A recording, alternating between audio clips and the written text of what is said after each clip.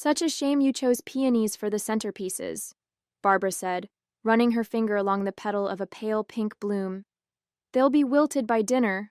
I told Jason you should have gone with orchids. I gripped the clipboard tighter, forcing a smile. Peonies are my favorite, and they're in season, so they're perfectly fresh. Well, it's your party, Barbara's lips pursed. Though I still think my suggestion for the country club would have been more appropriate than your backyard. We wanted something intimate, I replied. Something that felt like us. Barbara's eyes narrowed slightly. Yes, well, you've always had unique tastes. My name is Aubrey Collins, 29 years old, and today marks my 3rd wedding anniversary with Jason. For 6 months, I've been planning this garden party at our home in Lexington, Kentucky, arranging catering, decorations, and entertainment for 30 of our closest friends and family. I wanted tonight to be perfect, a celebration of our love and the life we've built together. There was just one persistent cloud over my preparations. Barbara Collins, my mother-in-law, who had insisted on arriving hours early to help. Her version of helping consisted mainly of criticizing my choices and reminiscing about how she would have done things differently. I just think it's odd you didn't consult me on the menu, she continued, flipping through my carefully curated selection. Jason's always loved my beef Wellington. He practically begged for it at every birthday. The caterer specializes in local cuisine, I explained for the 3rd time, and Jason approved everything. Barbara waved dismissively. He's always been too agreeable. Hates confrontation. It's why he lets you make all these decisions. I checked my watch, grateful that guests would arrive in just over 2 hours. I need to finish setting up the bar and take my medication before getting dressed. Oh, yes, your condition. Barbara's voice dripped with skepticism. Such a burden for Jason. I headed inside without responding, my patience wearing dangerously thin. In the kitchen, I took a calming breath before reaching for my prescription bottle on the counter where I'd left it that morning. My medication for severe autoimmune symptoms wasn't something I could skip, especially on such a stressful day. I shook the bottle and paused. It sounded different, fuller somehow, with a lighter rattle. Opening it, I found unfamiliar round white pills instead of my usual oval ones. Confused, I examined one closer, then poured them onto a napkin to inspect. My stomach dropped as I realized what I was looking at. These weren't my prescription tablets. They were sugar pills. Someone had deliberately replaced my vital medication. And there was only one person who had been in my house all day. One person who had always seen my health issues as an inconvenience, a flaw that made me unworthy of her son. Barbara. Jason and I met at a fundraising event 4 years ago, where I was coordinating logistics and he was representing his architectural firm. We connected over a shared love of historic preservation and Kentucky bourbon. 3 months later, we were inseparable. A year after that, married in a small ceremony at a local vineyard. Barbara's disapproval was evident from our first meeting. She'd had another woman in mind for Jason, the daughter of her bridge partner, a pediatric surgeon from a prominent local family. Next to Dr. Heather Whitfield's impressive credentials, my career as an event coordinator seemed trivial to Barbara, despite my success running my own business. It's just glorified party planning, she once remarked within my earshot. Hardly a career. When Jason proposed, Barbara's campaign against me intensified. She questioned my health issues, the autoimmune condition I'd managed since college, suggesting I might be exaggerating for attention. She accidentally included shellfish, which I'm severely allergic to, in dishes she prepared for family dinners. She reminisced constantly about Jason's ex-girlfriends and their accomplishments. Despite her efforts, Jason and I built a happy life together. He supported my business as it grew, and I cheered him on when he made partner at his firm. We renovated a historic home in Lexington's Chevy Chase neighborhood, creating a space that reflected both our styles. Barbara found fault with every decision, from the paint colors to the furniture arrangement. It's too modern, she complained. The Collins family has always appreciated tradition. Jason usually deflected his mother's criticisms with good humor, attributing them to old-fashioned ideas and difficulty adjusting to change. He saw her actions as misguided attempts to protect him rather than deliberate attacks on me. "She'll come around," he often assured me. "She just needs time." 3 years later, I was still waiting for that miraculous transformation. If anything, Barbara had become more calculating, timing her barbs for moments when Jason wasn't present to witness them. For our anniversary party, I had attempted a peace offering, incorporating several elements Barbara might appreciate: her favorite flowers in the guest bathroom, the bourbon brand she preferred at the bar, a special table near the garden's best views. I even invited her early, hoping to make her feel included. Now, staring at the sugar pills that had replaced my medication, I realized how naive I'd been. Barbara hadn't come early to help. She had come to sabotage. I searched through my purse for my backup medication, which I always carried for emergencies. Finding the small pill case, I quickly took my proper dose. As I swallowed, I considered my options. Should I confront Barbara immediately? Tell Jason? Cancel the party altogether? The thought of Barbara's satisfaction if I ruined my own anniversary celebration made the decision for me. The party would go on, but I would be watching my mother-in-law very carefully. I finished my makeup and secured the last pin in my upswept hair, examining my reflection. The emerald green dress complemented my auburn hair, and if my smile seemed slightly forced, only I would notice. Taking a deep breath, I headed downstairs to check on the final preparations. The caterers were arranging appetizer trays in the kitchen. The bartender was setting up on the patio, and fairy lights twinkled throughout the garden. Everything was perfect, or would have been, if not for the lingering unease about Barbara's actions. I found her in the dining area, adjusting my carefully arranged place cards. "I've moved the Hendersons closer to us," she explained without looking up. "They're practically family, unlike some of those work friends you insisted on inviting." "The seating was intentional," I said, keeping my voice level. "Jason and I arranged it together." Barbara glanced up, a calculated innocence on her face. "Oh? Well, he won't mind. He always preferred Catherine Henderson's company. They dated in high school, you know." I did know.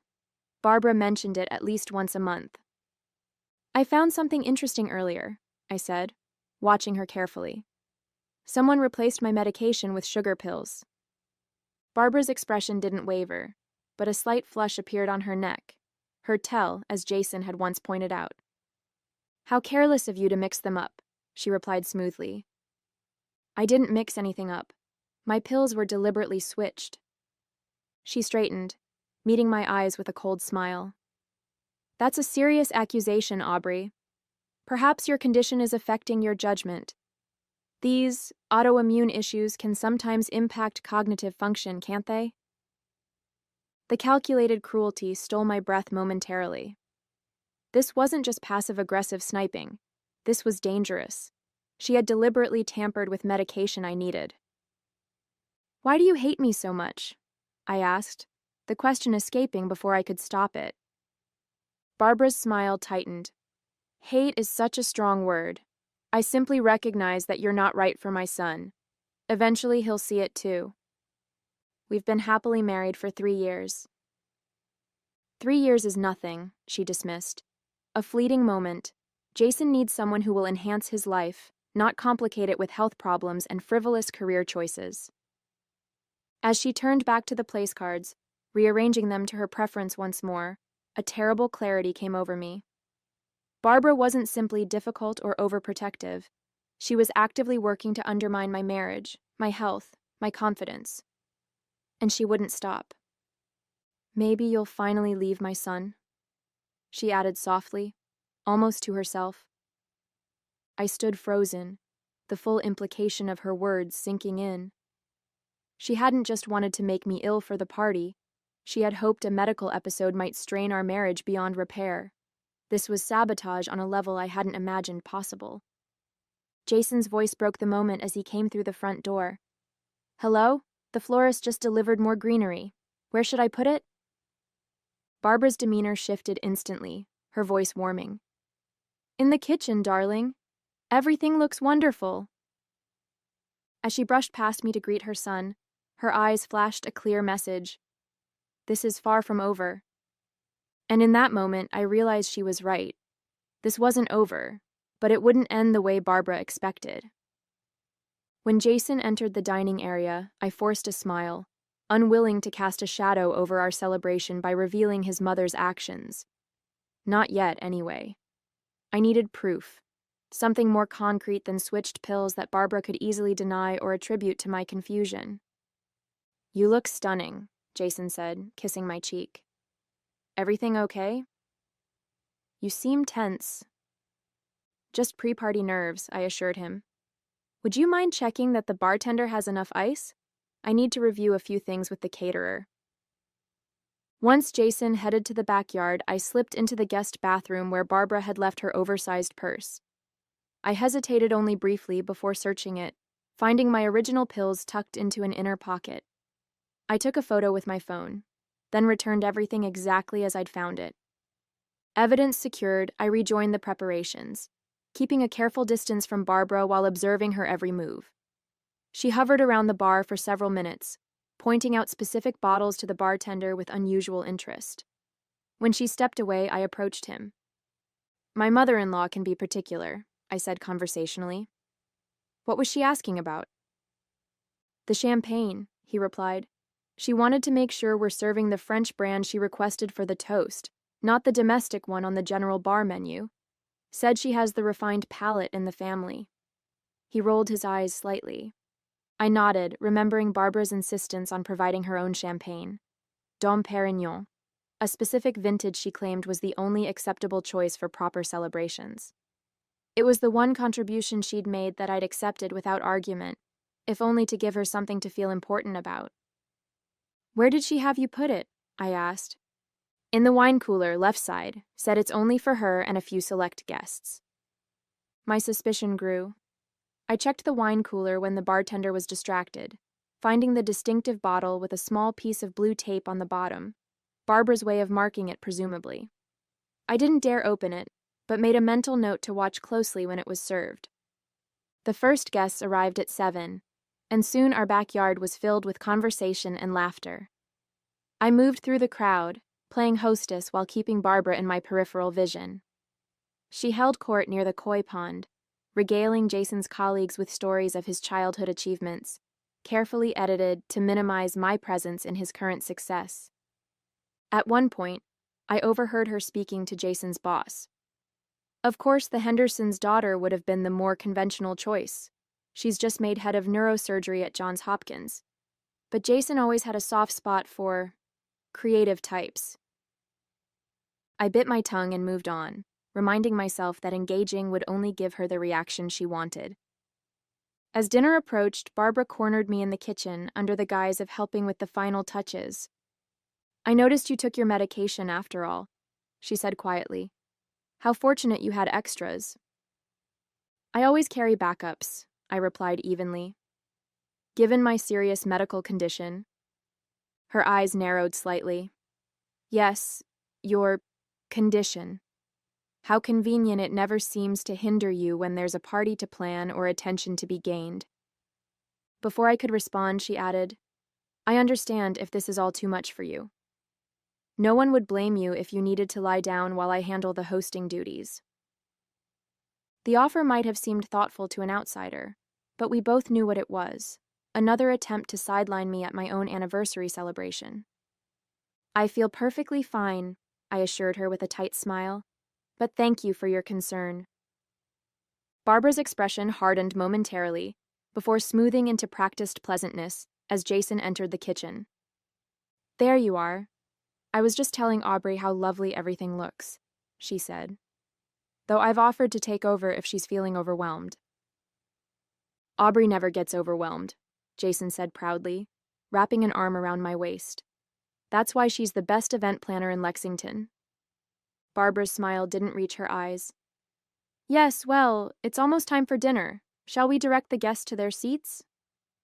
As she walked ahead, Jason whispered, Everything okay between you two?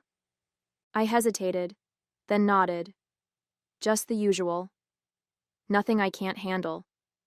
But as we followed Barbara toward the dining area, I couldn't shake the feeling that something worse was coming. Dinner proceeded smoothly, the food receiving enthusiastic compliments from our guests. I'd begun to think my concerns about Barbara might be overblown. Perhaps the pill incident was her only planned sabotage, when I noticed her speaking intently to the bartender again. He nodded, looking confused before retrieving her special champagne from the wine cooler. I excused myself and approached the bar, arriving just as he began to open the bottle. "Is there a problem?" I asked casually. "No, ma'am," he replied. "Mrs. Collins requested her champagne be opened now so it can breathe before the toasts." "I'll take care of that," I offered, extending my hand. "We're still about 20 minutes from toasts, and I need to speak with you about the dessert wine pairings anyway." Once the bartender moved toward the kitchen, I examined the bottle more closely. The blue tape marker confirmed it was Barbara's special selection, but something felt off. I discreetly smelled the opened bottle but detected nothing unusual. Still, my instincts were screaming that something wasn't right. I made a split-second decision, swapping Barbara's marked bottle with an identical one from our own collection. If my suspicions were unfounded, no harm done. She'd never know the difference. If I was right, I replaced both bottles, Barbara's now safely set aside, and rejoined the table just as the main course was being cleared. Across the garden, I saw Barbara watching me with that calculating look I'd come to recognize. She raised her water glass slightly in my direction, almost a toast, before turning her attention back to her dinner companions. As dessert was served, Jason stood to begin the anniversary toasts. The bartender circulated, pouring champagne, including the bottle I'd swapped out for Barbara's. When he reached Barbara, she pointedly checked the bottom for her blue tape marker before allowing him to pour, then smiled in satisfaction when she spotted it. Jason raised his glass. "To my incredible wife, who makes every day an adventure. 3 years of marriage feels like just the beginning of our journey." Guests murmured in appreciation, sipping their champagne. Barbara took a deliberate drink from her glass, her eyes never leaving mine. I was about to dismiss my suspicions when Jason's college roommate, Ben, suddenly stood up, clutching his stomach. "I'm so sorry," he gasped. "I think I need to—" He didn't finish the sentence before rushing toward the house. Within moments, 2 other guests at Barbara's end of the table showed similar distress, excusing themselves hurriedly. All had drunk from the regular champagne, not Barbara's special bottle, which I'd kept separate. Barbara's expression shifted from satisfaction to confusion as she took another sip, clearly expecting something to happen. When nothing did, her brow furrowed slightly. "Is everything all right?" I asked her innocently. "Perfectly fine," she replied, though her tight grip on her glass suggested otherwise. The pieces fell into place with sickening clarity. Barbara hadn't tampered with her own champagne. She'd tampered with the regular champagne meant for everyone else. By some terrible coincidence, it had been served at her end of the table first, affecting her preferred guests rather than me. She'd planned to claim food poisoning or an allergic reaction, while I dealt with the chaos of multiple sick guests. I felt a cold wave of realization. This went beyond petty sabotage. She'd been willing to ruin not just my evening, but everyone's experience, potentially causing actual harm to innocent people, all to undermine me. I glanced at the bottle of her special champagne that I'd set aside, wondering now what might actually be in it. Had she prepared a backup plan? Was there something in that bottle intended specifically for me? Looking up, I caught Barbara's eyes again. The mask had slipped entirely now, revealing a hatred so pure it took my breath away. This woman, my husband's mother, wasn't just trying to drive me away. She wanted to destroy me. And in that moment, I knew I had to do something definitive to end this war she'd been waging. Not just for tonight, but for all our future celebrations and ordinary days between.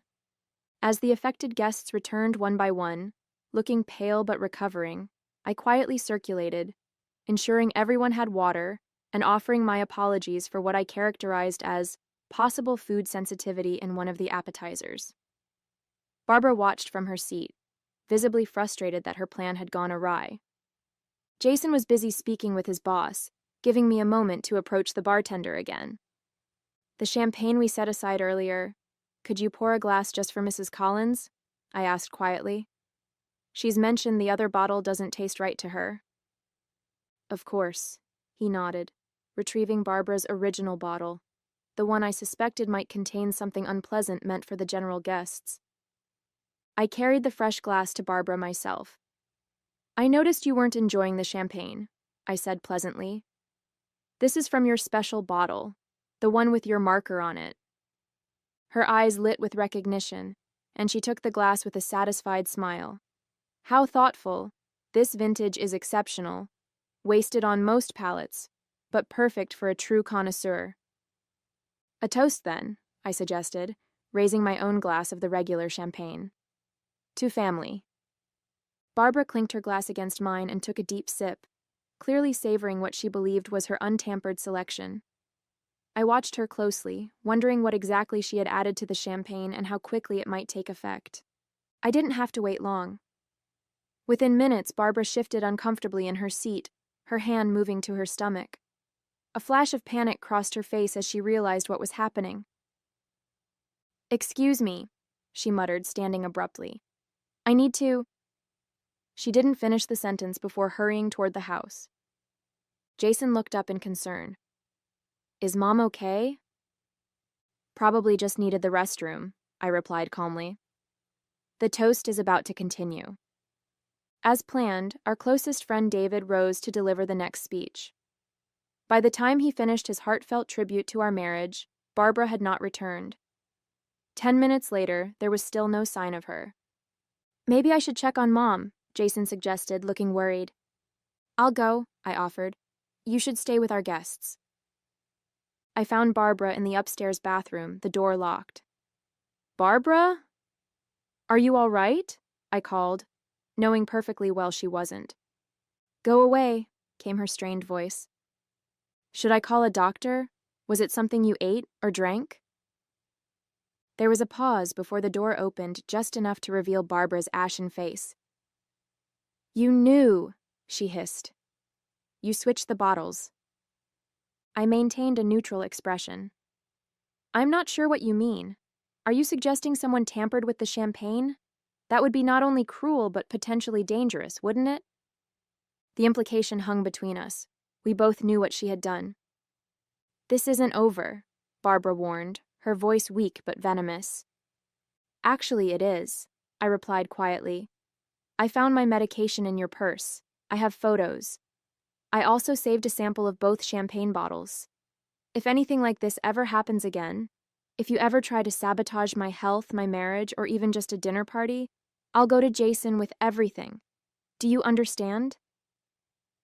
Barbara's face contorted with fury, but another wave of intestinal distress cut off whatever she had planned to say. The bathroom door slammed shut. "I'll let Jason know you're not feeling well," I called through the door. "Such a shame you'll miss the rest of the celebration." As I walked away, I heard what might have been a sob of frustration. For the first time since meeting Barbara, I felt something close to pity for her. How empty her life must be, to focus so much energy on destroying someone else's happiness. Rejoining the party, I found Jason in the garden, concern etched on his face. "Mom's sick?" "Food sensitivity, I think," I replied smoothly. "She said not to worry, she just needs some time alone." As the evening continued without Barbara, a weight lifted from my shoulders. The party was everything I'd hoped it would be. Joyful, intimate, a true celebration of our love and life together.